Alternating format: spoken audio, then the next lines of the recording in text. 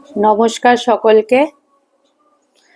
আজকে আমরা যে আলোচনাটা করব সেটা হচ্ছে যে এই যে আমরা শোধন করি না, আমরা বলি যে কিছু পড়ার আগে আংটি হোক বা রুদ্রাক্ষ হোক, যাই হোক, আমরা পড়ার আগে বলি ওটাকে একটু শুদ্ধ করে নিয়ে ওটা তারপরে পড়া ভালো, এটা বলা হয়, সবাই তাই করে। তো এটা তো বাইরের জিনিস হলো, কিন্তু এই যে যেই মনে আমি ঈশ্বরকে ডাকবো, যেই মন দিয়ে আমি তার কথা ভাববো এবং যার দ্বারা আমি আস্তে আস্তে গভীরে ডুববো, তাকেও তো শোধন করার দরকার আছে, এই মনটাকেও তো শুদ্ধ করার দরকার আছে। তাই মনটা কিভাবে শুদ্ধ করব, আজ এটা নিয়েই আলোচনা হোক। তো আলোচনার প্রথমেই বলি, যেটা বিশেষভাবে জরুরি সেটা হচ্ছে একনিষ্ঠতা।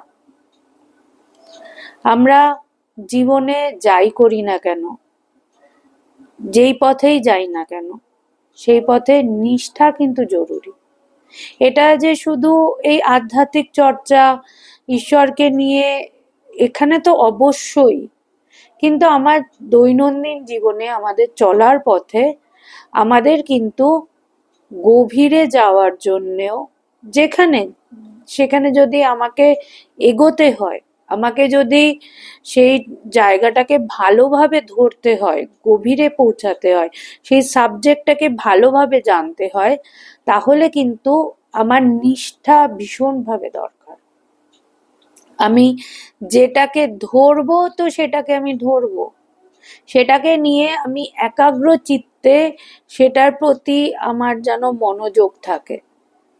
আমার মন যদি কখনো এদিকে, কখনো সেদিকে, কখনো, মানে যেমন হয় না যে আমরা ক্লাস 10-এর পরে যখন আমাদেরকে সাবজেক্ট চুজ করতে হয়, যদি কারুর আমি অনেক সময় দেখেছি যে তারা হয়তো ক্লাস 10 অবধি অত ভালো স্টুডেন্ট ছিল না, তারপরে আস্তে আস্তে দেখা গেছে যে তারা যখন একটা পার্টিকুলার সাবজেক্টকে ধরেছে, সেটাকে এতটাই তার প্রতি ফোকাস যে যত আস্তে আস্তে দেখা যায় যে সাবজেক্টে, মানে প্রথমে আমরা দেখি, ধরো আমরা সায়েন্স স্ট্রিম নিলাম, তারপরে আস্তে আস্তে কলেজে উঠলাম, সেখানে আমি বটানি নিলাম, আরো হায়ার স্টাডিজ করতে গেলে বটানিরও আরো একটা কোনো পার্টিকুলার পেপারের ওপরে আমি রিসার্চ করছি। তো যত আমার দিন যেতে থাকে, যত আমি আস্তে আস্তে গভীরে যেতে থাকি,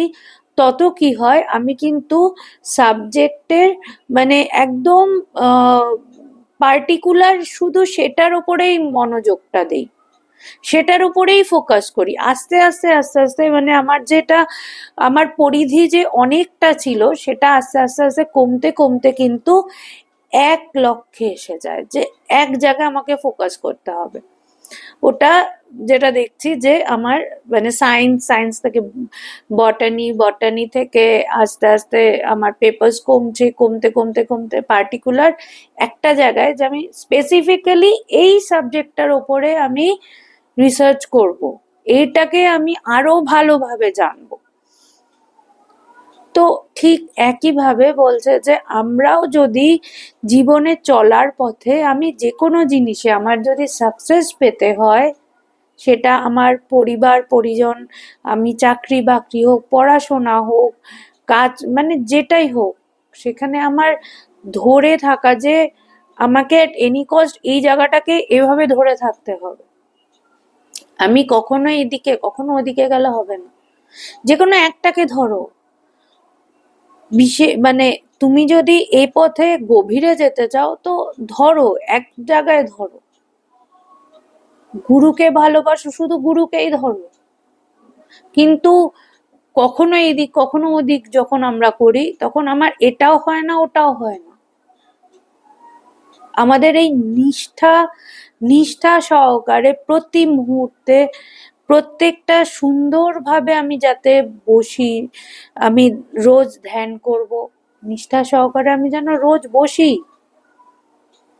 আমি রোজ বই পড়বো, আমি যেন নিষ্ঠা সহকারে ওই বইটা পড়ি, এবং ওই বইটা পড়তে পড়তে আমি যেন অন্য কিছু না ভাবি।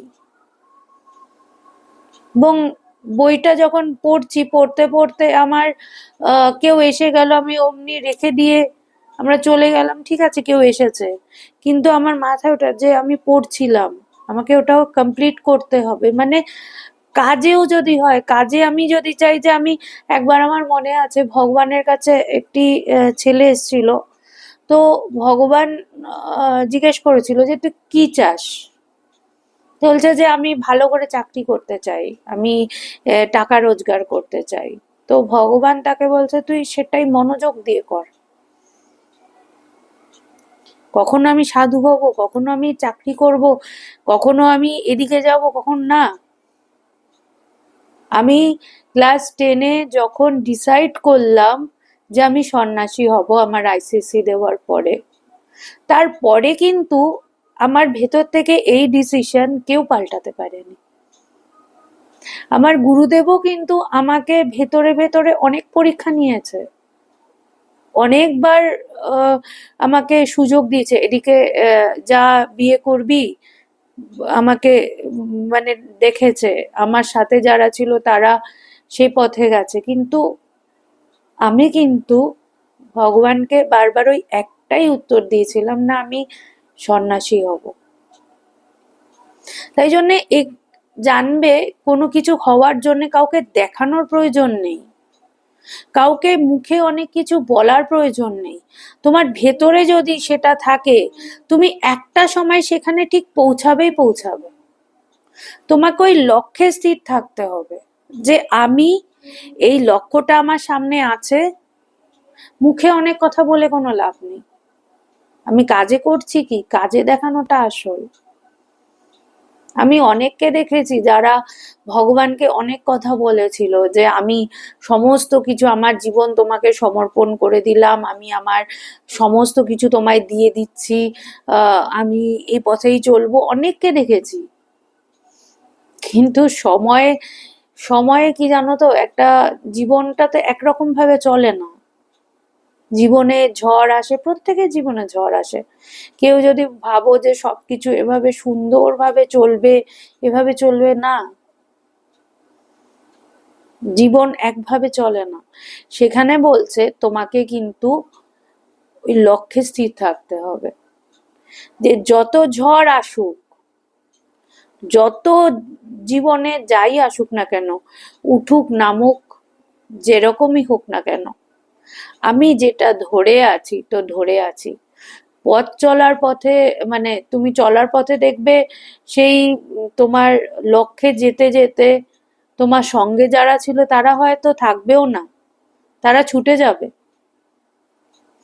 যাদেরকে নিয়ে তুমি পথ চলা শুরু করেছো তারা সবাই হয়তো তোমার পাশে নেই, সরে যাচ্ছে, কিন্তু তাও তুমি তোমার জায়গাটা ছেড়ো না। এই একনিষ্ঠভাবে শুধুমাত্র ঈশ্বরকে ধরে পড়ে থাকা এত সহজ নয়। তো যত কঠিনই হোক না কেন, যত বাধাই আসুক না কেন, ভাবো তো প্রহ্লাদের কথা। প্রহ্লাদের জীবনে কত কিছু হয়েছে, তার নিজের বাবা তার উপরে কত অত্যাচার করেছে, কিন্তু তাকে কিন্তু ঈশ্বরের নাম নেওয়ার কেউ আটকাতে পারেনি। যত যাই অবস্থা হোক না কেন, তার উপরে যত অত্যাচারই হোক না কেন, সে কিন্তু ঈশ্বরের নাম নিয়ে গেছে। যে এইরকম ভাবে তোমাকে ঈশ্বরকে ভালোবাসতে হবে, এই রকম ভাবে তোমাকে ঈশ্বরকে ধরে থাকতে হবে, যে তোমাকে ফেলে দিক, বিষ খাওয়াক, আগুনে জ্বালিয়ে দিক, যাই করুক, যাই ভয় দেখাক, যত ঝড় উঠুক, তুমি ঈশ্বরকে ছাড়বে না। দেখবে তুমি ঠিক পৌঁছে গেছো। সময় সময় নানা রকম পরিস্থিতি আসে, কিন্তু বেশিরভাগ মানুষ আমরা কিন্তু পরিস্থিতিতে ভয় পেয়ে ছেড়ে দেই। যে তিনিও তো, যখন তুমি সবচেয়ে বড় জিনিস পাবে তখন সেই বড় জিনিসটা দেওয়ার আগে তো তিনিও তোমায় পরীক্ষা করে নেবে যে তুমি সেটা ধারণা করার যোগ্য কিনা। কারণ তোমাকে তিনি দিয়ে দিল, তারপরে তুমি সেটা ধারণা করতে পারলে না, ফেলে দিলে, লাভ কি হলো?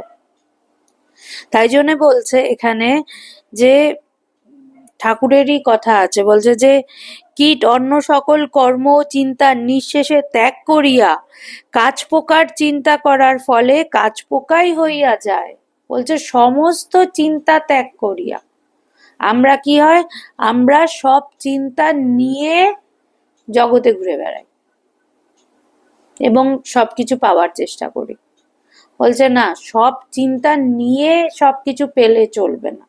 যে তোমাকে যদি কিছু পেতে হয় তাহলে সব চিন্তা ত্যাগ করে ওই বিশেষ চিন্তা, মানে এটার লেভেল আছে। দেখো, তোমাদের যদি এটা বাসনা থাকে যে আচ্ছা আমি ঈশ্বরকে পেয়ে আমি সুখে শান্তিতে সংসার করতে চাই, এটা যদি চাওয়া থাকে তাহলে ঠিক আছে, তাহলে ওই সকাল সন্ধে একটু ধ্যান জপ করো, একটু কৃষ্ণ নাম করছো কি গুরুর নাম করছো, বই পড়ছো, বাস হয়ে গেল। কিন্তু সেটুকু যথেষ্ট। তুমি সংসারে আস্তে আস্তে তোমার মনও শান্ত হবে, তুমি আস্তে আস্তে পরিবারে অ্যাডজাস্ট করা, রাগ ঠান্ডা হওয়া, এগুলো আস্তে আস্তে ধ্যান ধারণা, এগুলো অভ্যেস করতে করতে এটা এই জায়গায় তুমি পৌঁছাবে। কিন্তু কথা হচ্ছে যে গভীরে যেতে চাও তার এইটুকু করলে হবে না।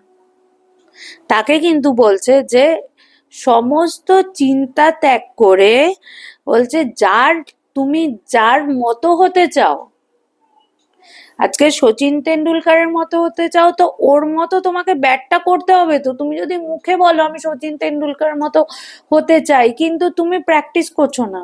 সে অনেক রাত জেগে জেগে অনেক তার পরিশ্রমের ফলে সচিন তেন্ডুলকার হয়েছে।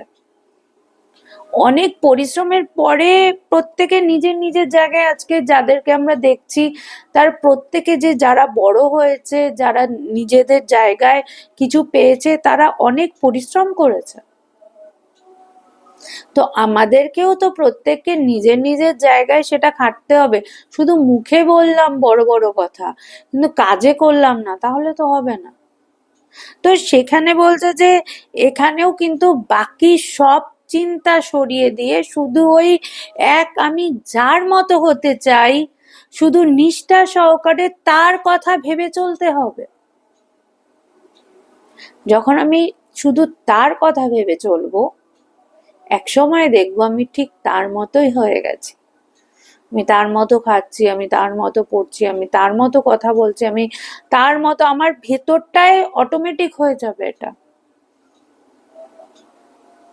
আমি জানি না আমি কতটুকু ভগবানের থেকে শিখতে পেরেছি, কিন্তু একটা জিনিস দেখি যে যেমন ধরো কেউ আমাদের যখন সময় দেয় না যে এই সময় আপনাকে পৌঁছাতে হবে, তো আমরা মানে যতই ভাবি, আমরা জানি বাকিরা ওইখানে পৌঁছাবে না। অন্যান্য যে কোনো অনুষ্ঠান বলো বা যে কোনো সংগঠনে যেখানে যাই বলো, আমরা বারবার মানে বেশিরভাগ সময় দেখি যারা অর্গানাইজার তারা যে টাইমটা দিয়েছে তারা তারপরে আসে।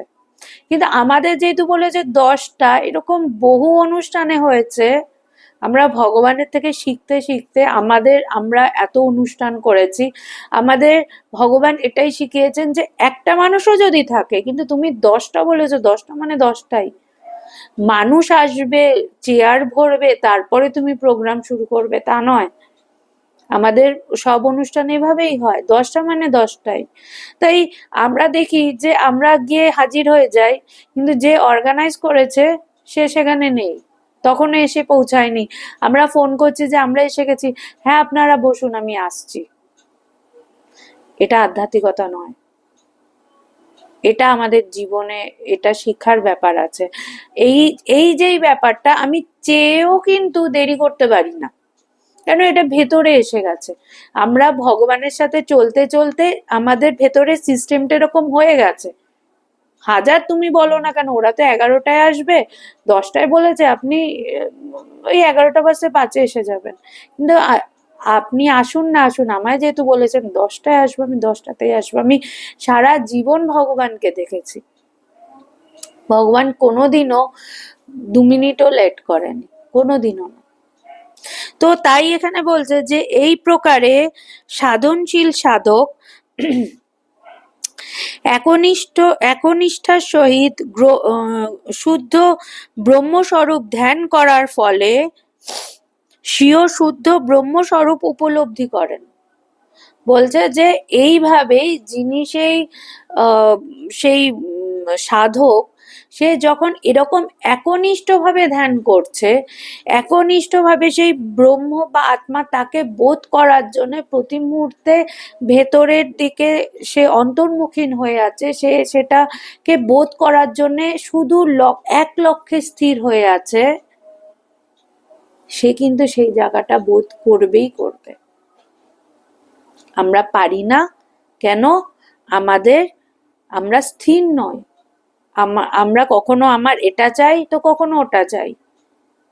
আমি নিজেই কনফিউজ যে আমি কি হতে চাই, আমি নিজেই কনফিউজ যে আমি কতটুকু যাব,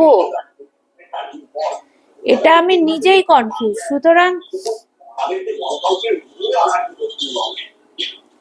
সেই জায়গাটা কিন্তু আমাদের খেয়াল রাখতে হবে যে আমাকে যদি কিছু পেতে হয় তাহলে আমার ভেতরে যেন আমার এই একনিষ্ঠতাটা বজায় রাখে।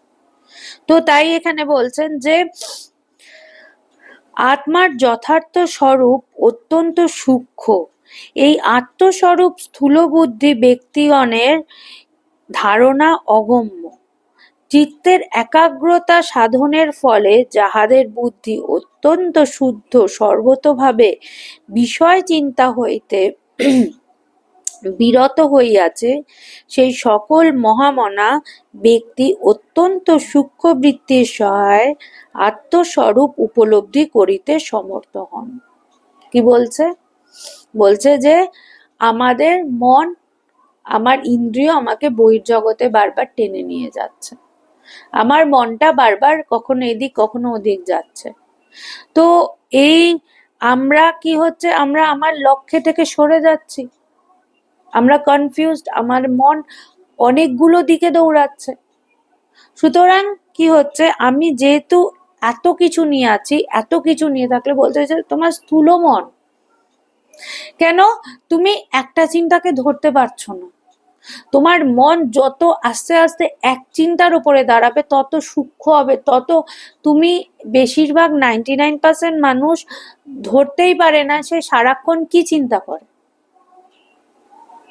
ভালো করে নিজেই এটা পরীক্ষা করে দেখবেন যে যখন আমরা অহরহ শুধু ঈশ্বর চিন্তা, এক চিন্তার ওপরে বারবার জোর দেব, আমি যত আমি ভালোভাবে ধ্যান করা অভ্যেস করব, আমি কিন্তু আমার মনটাকে ভীষণভাবে ধরতে পারবো যে যেই আমি আমার ঈশ্বর চিন্তার থেকে আমার মনটা শিফট করে অন্য কোনো চিন্তাতে গেছে, অমনি কিন্তু আমি ধরতে পারবো যে আমি অন্য চিন্তা নিয়ে আছি। আরে আমি তো ঈশ্বর চিন্তা করছিলাম, আমি তো ভগবানের চিন্তা করছিলাম, আমি হঠাৎ করে আমার ছেলের চিন্তা করা কখন শুরু করে দিলাম? আমি কিন্তু এটা ধরতে পারবো। বেশিরভাগ মানুষ কিন্তু ধরতেই পারে না কখন আমার মনটা বারবার এক চিন্তা থেকে আরেক চিন্তা, আরেক চিন্তাতে আরেক চিন্তা। দেখবে বসে আছো, বসে বসে কোথায় চলে গেছো এবং কখন চলে গেছো তুমি বুঝতেই পারছো না, তুমি ধরতেই পারোনি যে তোমার মনটা এতটা সরে গেছে, কখন সরে গেছে সেটাও ধরতে পারো। এই জন্য বলছে যে তুমি যত অভ্যেস করবে একটা চিন্তার উপরে দাঁড়াতে, এটা শুধু ধ্যানের সময় নয়, ভগবান একটা জায়গায় খুব সুন্দর বলছেন যে এই যে আমি যেটা বললাম যে আমরা মনটাকে শুদ্ধ করব কি করে, প্রথম কথা বলছে একবারে হবে না। প্রথমে কি বলছে, 1 নম্বর হচ্ছে সংযম। প্রথমে এই যে চলতে ফিরতে আমরা যেন আমার মনটাকে অবজার্ভ করি, আমার মন যেন আমাকে নাচিয়ে না বেড়ায়, আমি যেন কখনো এটা কখনো সেটা, আমি আমার মনের কথা শুনে আমি নেচে না বেড়াই, আমি মনটা আমার জন্য যেটা ঠিক না আমি যেন সেটাকে কন্ট্রোল করতে পারি। এই যে আমার রাগ হচ্ছে, আমি রাগ সবার হয়, এটা স্বাভাবিক ব্যাপার। আমরা যারা এখনো কন্ট্রোল করতে পারিনি আমাদের রাগ হয়, কিন্তু প্রবলেমটা কোথায়, আমি যখন রাগ করে কিছু করে বসি, কাউকে কিছু বলে বসি, সেটা হচ্ছে গন্ডগোলের। তো আমি জানি এটা অন্যায়, এটা ভুল, কিন্তু আমি তারপরেও সেটা থেকে বেরিয়ে আসতে পারি না। তো সেই জায়গায় যখন আমি নিজেকে কন্ট্রোল করব, আমি নিজেকে সংযম করার চেষ্টা করব, যেটা আমার জন্য ঠিক না সেটা যখন আমি নিজেকে কন্ট্রোল করতে পারবো, সেটা হচ্ছে সংযম। যে প্রথমে আগে শুরু করো, একটা নিজের জন্য একটা ডিসিপ্লিন লাইফ ঠিক করো, যে আমি এইটা করব, এটা করব না। এবং সবচেয়ে বড় এটার মাপকাঠি এটাই হচ্ছে, আমি এমন কিছু করব না যেটার জন্য আমার ঈশ্বর চিন্তা ব্যাহত হয়।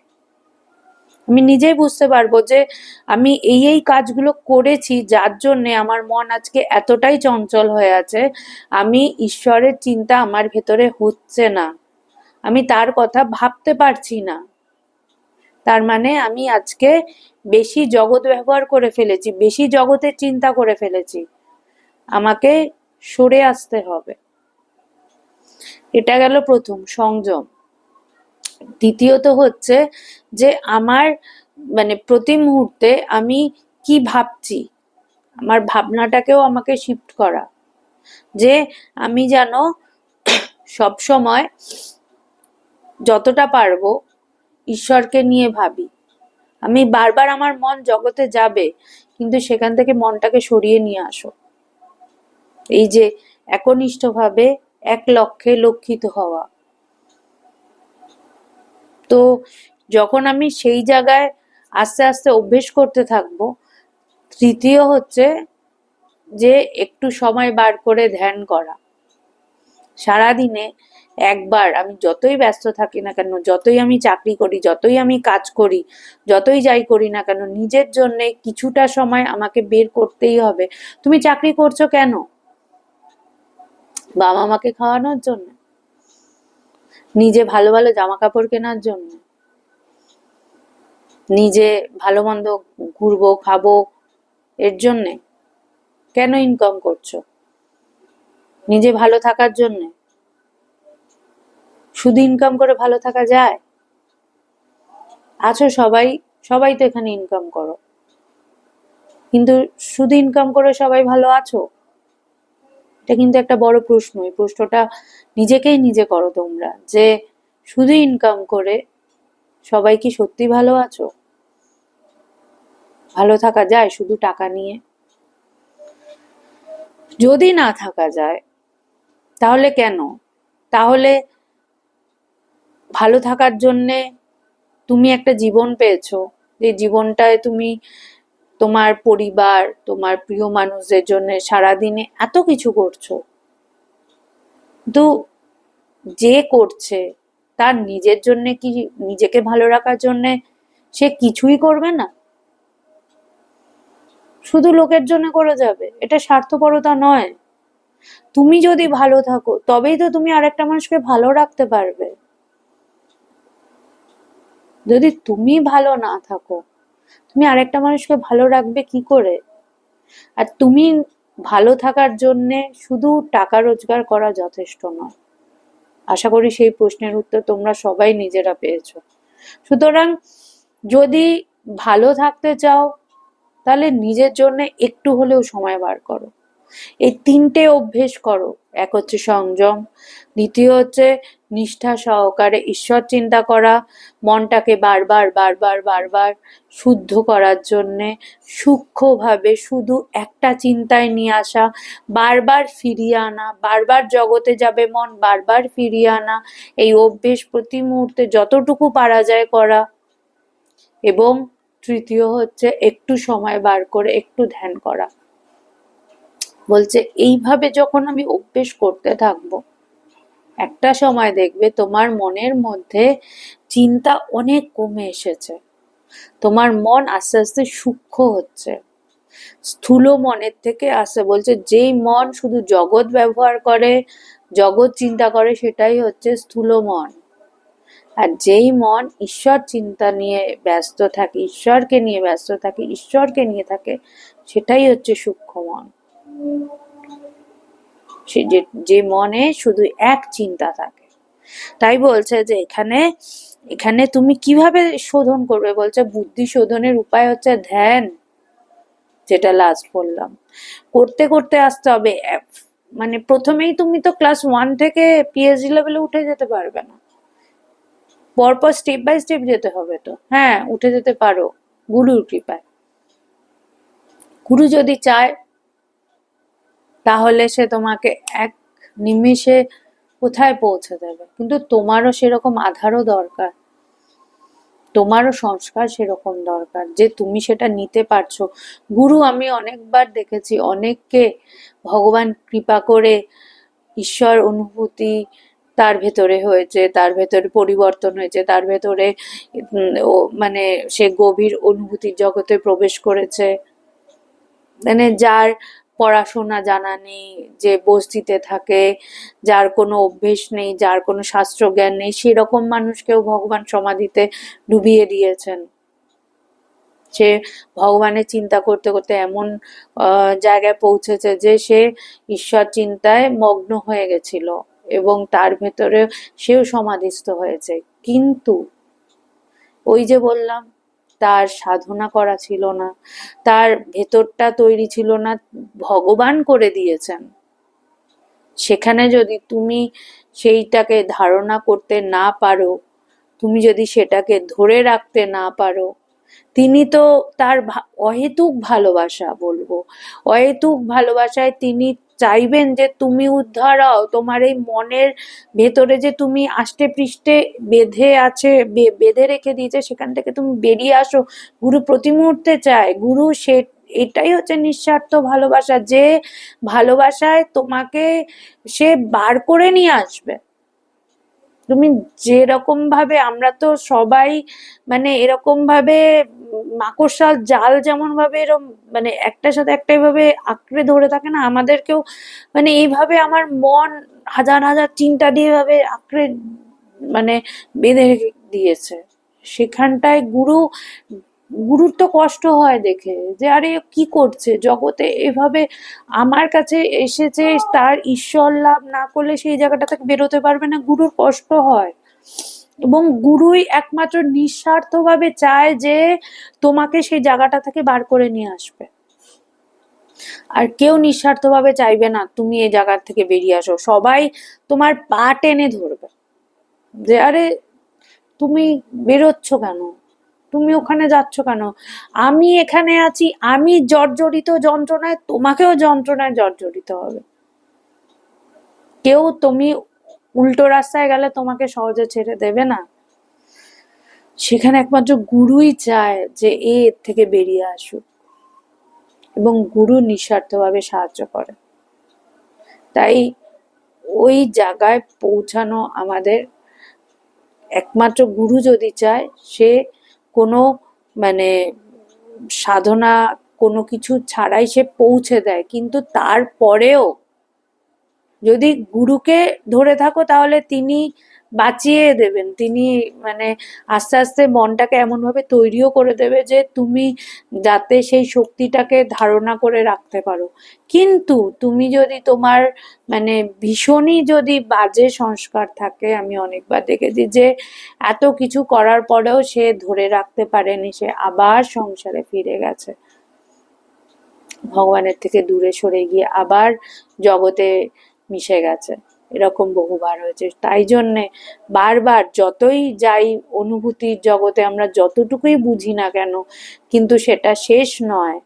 তুমি জানো না কখন তোমার জগৎ তোমাকে পা, ওই যে কুমির আছে না পা টেনে ধরে, তেমনি জগতের যে বিষয়গুলো, বিষয় কুমির আমাদের পা টেনে ধরে, এবং তুমি জানো না কখন জগতে তোমার পা টেনে ধরবে। তুমি বেশ চলছো, বেশ চলছো, কোন সময় যে তোমায় পা টেনে ডুবিয়ে দেবে জগতের মধ্যে তুমি জানো না। এই জন্য বলছে প্রতি মুহূর্তে মানে একটা দিনও মিস করা যাবে না, মানে একটু ছাড় বলছে না, একটু হলেও, অল্প হলেও রোজ, ওই যে বললাম নিষ্ঠা, এটা মনে রাখো, নিষ্ঠা, জীবনের নিষ্ঠাটা ভীষণ জরুরি। একটু হোক, তুমি বাইরে গেছো, যেখানেই গেছো, ভেতরে ভেতরে ভেতরে ভেতরে যেন একটু হলেও চিন্তাটা আসে। এটা কিন্তু অভ্যেস করতে হবে। যখন তুমি এই অভ্যেসটা করবে না, তখন তুমি মানে, আমি দেখেছি অনেক সাধুদের, আমরা যে যে বেরিয়েছিলাম, আমরা দেখেছিলাম যে এখন বেরিয়েছে একটা, কিন্তু সবই তোমার অভ্যেসের ওপরে। সে তুমি মালা নিয়েও জপ করতে পারো। এখন একটা এরকম দেখছিলাম, ছোট একটা মেশিন এরকম আংটির মতো হাতে পড়ে থাকে। তো যাই করছে না কেন, হাতের মধ্যে কিন্তু এভাবে এভাবে কনস্ট্যান্ট জব করে যাচ্ছে, তার মনটা ওখানে আমাদের সাথে রাস্তায় চলছে চলছে, চুপচাপ সে কিন্তু ভেতরে ভেতরে করে যাচ্ছে। সুতরাং মেশিন নাও বা মালা নাও বা যাই করো, কোনো কিছু যদি কিছু নাও বা থাকে, ভেতরে ভেতরে কিন্তু জানো, মনটা যখনই তোমার ভেতরে এটা অভ্যেস করতে করতে মনের মধ্যে আসবে যে আরে আমি তো জগৎ ব্যবহার বেশি করছি, ঈশ্বর চিন্তা তো একটু কম হয়ে গেল, তখন কিন্তু ঠিক দেখবে মনটা আবার ঈশ্বরে ডুবেছে।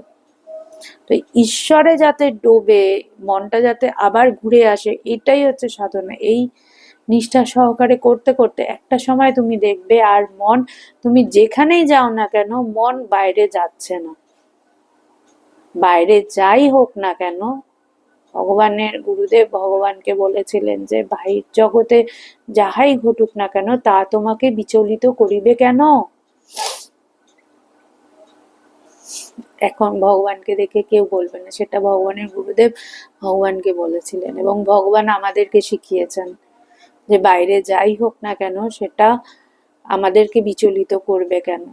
যখন আমরা কখনো অনেক কিছু ঘটনা হয়, ভগবানের এই কথাটা আমাদের মনে পড়ে যে যাই হোক না কেন, আমার ভেতর যেন স্থির থাকে, আমার ভেতর যেন নিজের জায়গা থেকে না সরে যায়, আমি যেন আমার নিজের জায়গা থেকে না সরে যাই। যত যাই হয়ে যাক, আমাকে ওই জায়গায় স্থির থাকতে হবে। তো এটা তোমাদের সবাইকে ভেতরে একটা চ্যালেঞ্জ নিয়ে রাখতে হবে, যাই হোক না কেন আমি আমার জায়গা থেকে সরবো না, আমি ভেতরে নিজের জায়গায় স্থির হয়ে থাকবো, এটাই আমার একমাত্র লক্ষ্য হবে। এবং এটা আস্তে আস্তে হবে, একদিনে নয়। একদিনে ভেবো না, এটা করতে থাকো। যেমন যেমন নিজেকে দেবে তুমি, তেমন তেমন ভাবে তুমি পাবে।